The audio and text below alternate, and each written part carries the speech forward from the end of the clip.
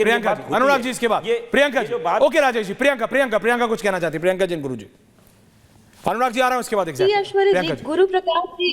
गुरु प्रकाश जी अभी आरक्षण की बात कर रहे थे। इनके पिताजी सम्मानित संजय पासवान जी आरक्षण के विरोध में बोले, जातिगत जनगणना के विरोध में बोले, इनके स्वयं पिताजी। और मुझे लगता है कि उनसे जबरन बुलवाया गया भाजपा के द्वारा, और किसी दिन हो सकता है कि यहाँ पर गुरु प्रकाश जी भी बैठ करके आरक्षण के खिलाफ बोलेंगे। गुरु जी देखिए, मेरा यही मानना है कि भाजपा अधिकतर दलितों, पिछड़ों, आदिवासियों को ही आगे करती है आरक्षण का विरोध करने के लिए, जैसा आपके पिताजी को किया गया। और आपको खुद भी याद होना चाहिए कि आप जिस भाजपा में बैठे हुए हैं ना, उन्होंने ही अंबेडकर का, बाबा साहब का पुतला जलाया हिंदू कोड बिल का विरोध करते हुए, ताकि आपके बगल में एक महिला ना बैठ पाए। मैं झूठ मत बोलिए, बस मैं आपसे इतना आग्रह करता हूं, झूठ मत बोलिए, बस मैं इतना आग्रह करता हूं आपसे, बोलिएगा तो झूठ मत बोलिए, बस इतना आग्रह करता हूं आपसे, बोलिए तुरंत ऐश्वर्या जी चला भी देंगे, दिखाइए ना, झूठ मत बोलिए, दिखाइए, यहाँ दिखाइए ना जगह। इसलिए मैं कहता हूं आपके पिता के सम्मानित आप गलत कह रही हैं, लेकिन उनसे भी ये कर्म करवाना। मैं आप लोगों से फिर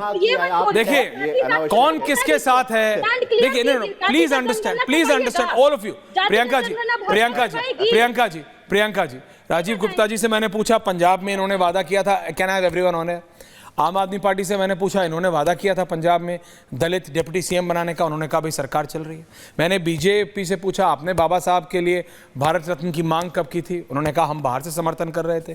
प्रियंका जी से मैंने पूछा, आप बता दीजिए आप वो कौन से काम कर रहे हैं जो बाबा साहब के पॉलिसी में थे या बाबा साहब के पच्चिन्हों पे कैसे चल रहे हैं।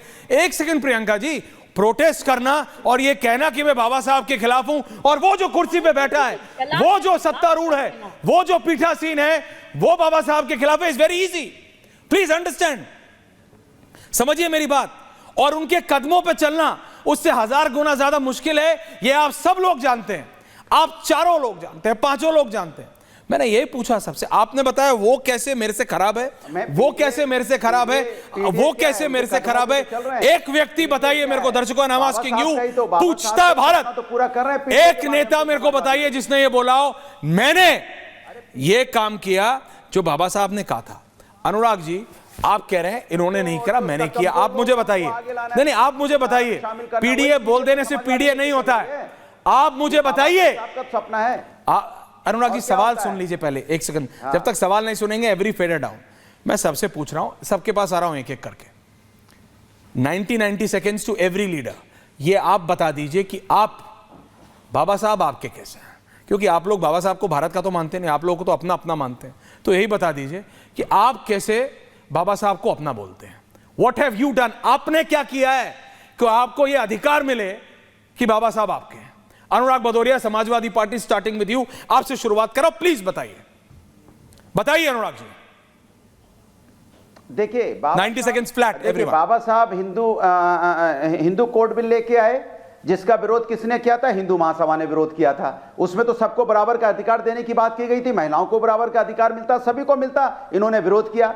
हिंदू राष्ट्र की बात बाबा साहब हिंदू राष्ट्र की जब बात करते थे तो बाबा साहब हिंदू राष्ट्र बनाने के हमेशा खिलाफ रहते थे, क्योंकि बाबा साहब चाहते वो जानते थे कि ये देश में अनेकता में एकता वाला देश है। वो जानते थे कि इस देश के अभी पीडीए की जरूरत है, क्योंकि पीडीए वो जानते थे कि समाज के अंदर जो पिछड़ा है, जो दलित है, जो मुख्य धारा में शामिल नहीं है, उसको मुख्य धारा में शामिल करना है, सामाजिक न्याय दिलाना है। इसके लिए बाबा साहब का ये तो सपना था। वही समाजवादी वही पीडीए लेके चल रहे बाबा साहब का सपना पूरा करने के लिए, कि बाबा साहब ने किस समय नारा दिया था, आप करिए, आपको इतने साल हो गए समाजवादी पार्टी को बने कितने साल हो गए। अनुराग जी सवाल सुनिए, समाजवादी पार्टी को बने कितने साल हो गए, समाजवादी पार्टी को बने कितने साल हो गए, समाजवादी पार्टी को बने कितने साल हो गए। ऑडियो अप कीजिए। अरे समाजवादी पार्टी सुन लीजिए, जनता दल 1990 में, सुन लीजिए 1990 में जनता दल जब सरकार थी, समाजवादी पार्टी जनता दल में थी, समाजवादी पार्टी तब से लेके अभी तक आप सोच ही रहे हैं, यहाँ पे अभी तक आप सोच ही रहे हैं ना, किया कुछ नहीं। आप सोचिए नहीं आप सोचिए भाई साहब, आप सोचिए। पंकज शर्मा जी, भैया जनता डिसाइड करिए, आप 2 4 5 साल और सोच लीजिए कैसे आप करेंगे। हाँ सोचिए। पंकज जी, दादा your view point. Pankaj ji, 1943 में जब गांधी जी ने जेल में आमरण अनशन किया तो 21वें दिन उनकी हालत ऐसी बिगड़ गई कि वो करीब करीब मरणासन्न हो गए। पूरा देश बुरी तरह हिल गया, लेकिन भी आम्बेडकर पूरी मजबूती से ब्रिटिश सरकार के पक्ष में खड़े रहे। चल चाहते थे कि गांधी चल बसे। उस दौर में सिर्फ 2 भारतीय ऐसे थे जो ब्रिटिश सरकार के प्रति अपने समर्थन को लेकर पूरी तरह अडिग थे। उनमें से एक आम्बेडकर थे और दूसरे थे फिरोज खान नून, जो बाद में पाकिस्तान के प्रधानमंत्री बने। ये बात भारतीय जनता पार्टी के एक नेता ने अपनी किताब में लिखी।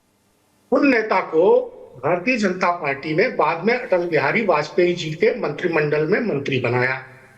उन सज्जन ने अपनी किताब में लिखा कि आम्बेडकर ने तो लिखा है कि भारत को तब तक स्वतंत्र करने की जरूरत नहीं है जब तक कि हर एक व्यक्ति को, मतलब हिंदू, मुसलमान, वंचित वर्ग सब एक नहीं हो जाएं। कई साल अंग्रेज यही दलील देके राज करते रहे। सर, अंग्रेजों ने जो दलील दी वो सबको पता है।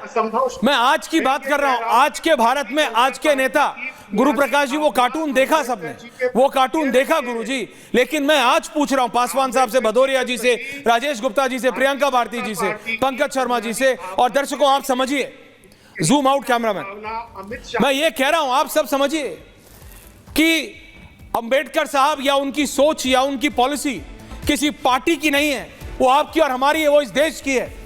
वो सिर्फ एक समाज के लिए नहीं, वो हमारे पूरे देश के लिए है। और वो चाहते थे कि पूरा देश एक हो, जो पंकज जी कह रहे हैं, we all have to live together and peacefully, शांति से।